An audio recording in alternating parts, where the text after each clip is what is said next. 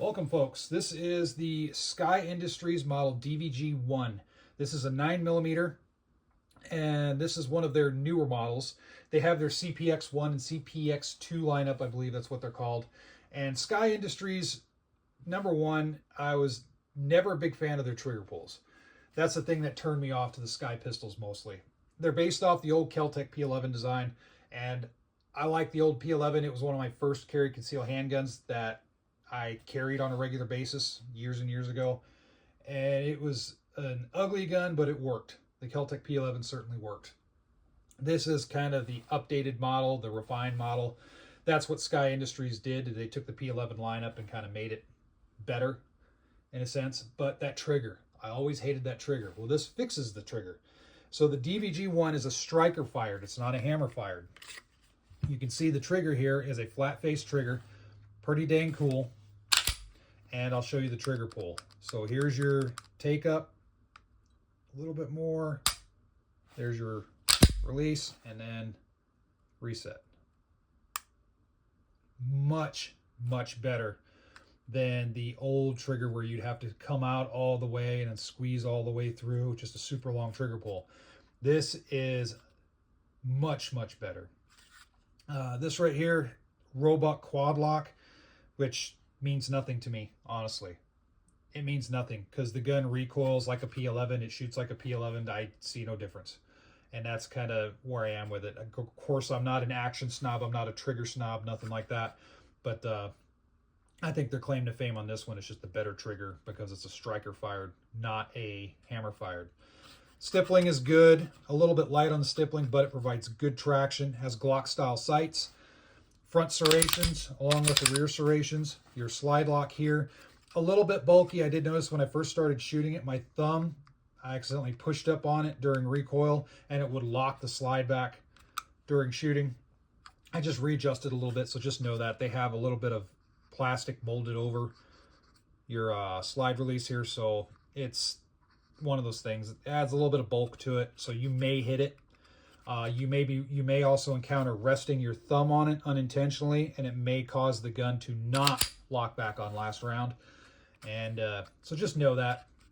It's just a quirk of the design. It's a smaller gun, bigger hands. You just have to readjust a little bit. But overall, the design's really good. One thing I do wish that they would do, I believe it's their CPX-2 lineup that has the, some of them have the rails on it. I think they should have put that on this.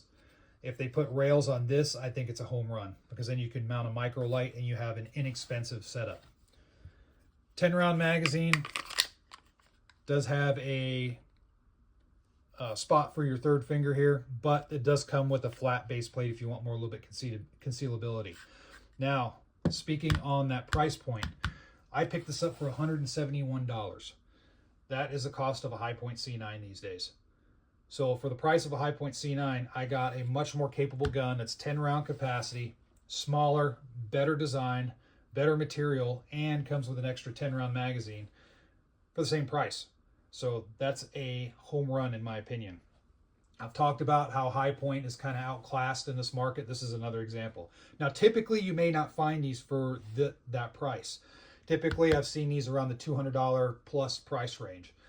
But look for those deals. The gun store that I was at had a deal. They were getting rid of their SCCYs.